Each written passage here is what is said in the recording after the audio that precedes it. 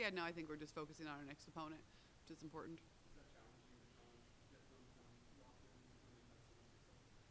I don't think so, because it's different. We're on the road. We're motivated to go on this little road trip and prove that we can win outside of this arena.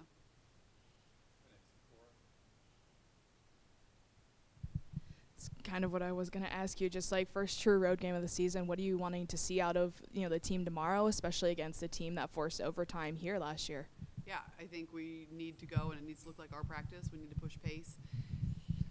We said it. I think I said it in this media. If not, I said it to the team yesterday. I'm a little bit worried about us going and trying to launch 60 more threes on the road. We need to be able to get to the rim. We need to go in transition. All of those things are important, so we're focusing on that in practice. Hey, Coach, what's it like breaking down film from a game like the other day? Obviously, if there's a loss or if it's a hard-fought, close game, it might be different than when you break down a game that was kind of lopsided like that, but all the good that was done. What's it like breaking down that game? Yeah, we just watched the bad. So we just watched the missed box outs, and I think that's the way of the world right now. They can watch the good on the internet. Right, their highlights are all over the place. Everyone else is telling them they're great. It's my job to make sure that they're back down to earth. So we're just watching the things we need to fix, and then we're moving it on.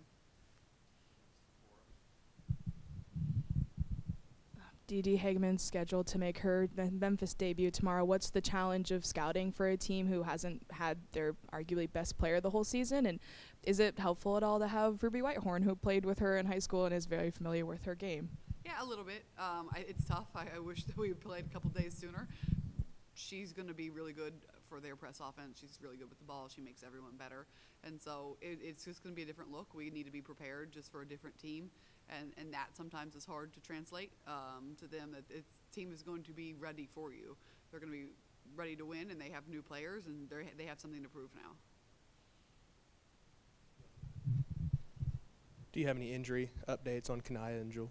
They're expected to return today to practice, so we'll see how they do.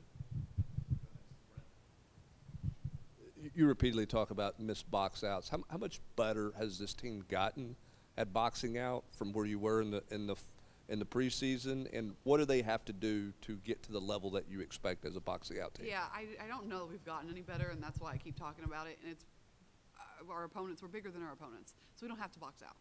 We can just out-jump them. And there's going to be a day and a time where we are not, and it's really going to hurt us. And it may be one of those things where we just have to learn that lesson until they realize how important it is. I know you just talked about boxing out, but is there anything else that you really feel like this team needs to learn in the next 4 games before you get to conference play? Like, is there anything else on your list that you're watching for in these games that you want to see marked improvement in? Yeah, our turnovers need to come down. I think a lot of our turnovers the last few games have been self-imposed. We've turned ourselves over. And so just making sure that we're taking care of the ball, we're not doing too much, and still think we could share the ball a little bit more on offense. Similar to Brent's question about half-court defense, is that something you feel like they've kind of realized that needs to improve after you've harped on it? Yeah, I do. I think that they take a little pride on it. We're never going to back off of that. They're always going to be held accountable for not being in the right position, not playing as a team, and so I think they know that now. Building off of that, where in game are you able to maybe make those adjustments, or is it just something that you work in practice and you hope it translates to the game where you can have that half-court defense you want for a longer stretch of the game? Yeah, I think we talk about it all the time. We prep it, and then if we need to make adjustments based on the scout or substitutions, people aren't getting it done, or switch up who you're guarding, we can make all of those adjustments in the game. You said on a couple of different occasions this team likes to be coached hard, or accepts hard coaching, I think is the better way to say it. When did you realize that, and how pivotal has that been to maybe accelerate some of this process of getting everything that you have installed, getting ready for what's coming up here in the first of the year? Yeah, it's huge. It's huge that they can take it. It's huge that they respond well to it, that they listen. I think it says a lot about them, about how good they want to be, and that they just do it. I definitely don't think they like it. I think it's uncomfortable. But anytime you can get a young person to be uncomfortable and push through it, I think that's where the growth is, and I think we are growing. What's impressed you most about Tess Darby when it comes to that press defense and how much she's able to apply that pressure and force turnovers? Yeah, she's just smart. She just knows her angles. She knows when to rotate up. She knows when to rotate back. She uses her length, and so she's gotten really good at it.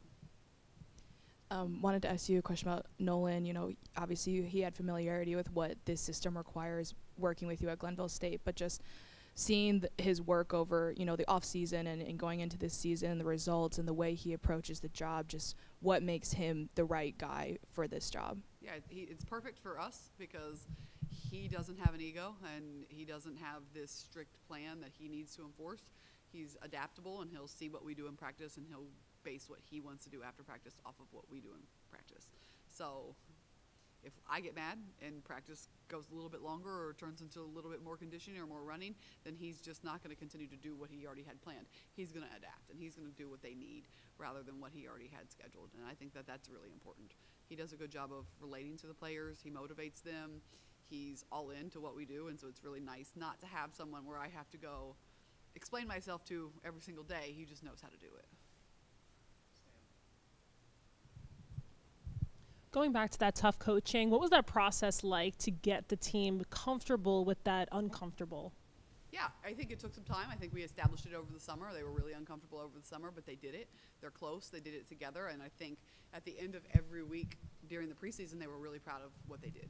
And they were really proud of what they accomplished, and they accomplished it together.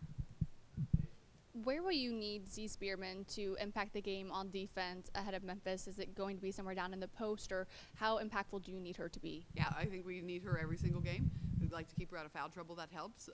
But she can impact the game from anywhere. She can impact it from driving, shooting, and at the rim, which is huge. I think we could get a little more out of her on rebounds, of just going to get offensive rebounds, getting us extra possessions, and making sure we're boxing out. But, I mean, she's going to be big for us guarding, too, at the rim.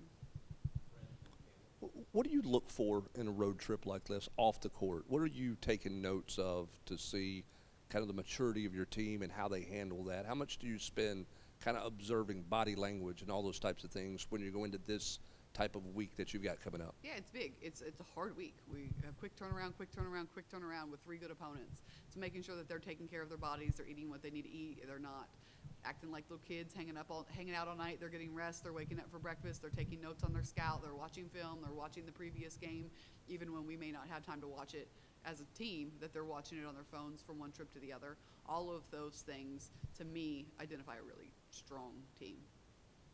How did you see Samara respond in practice after that record-breaking performance, and how important is it for somebody like that after that performance to stay focused on what's coming up next? Yeah, I went up to her and I said, do you have a big head, or do I need to be on you all day to stay in practice? And she just kind of laughed, and she actually had a great practice yesterday.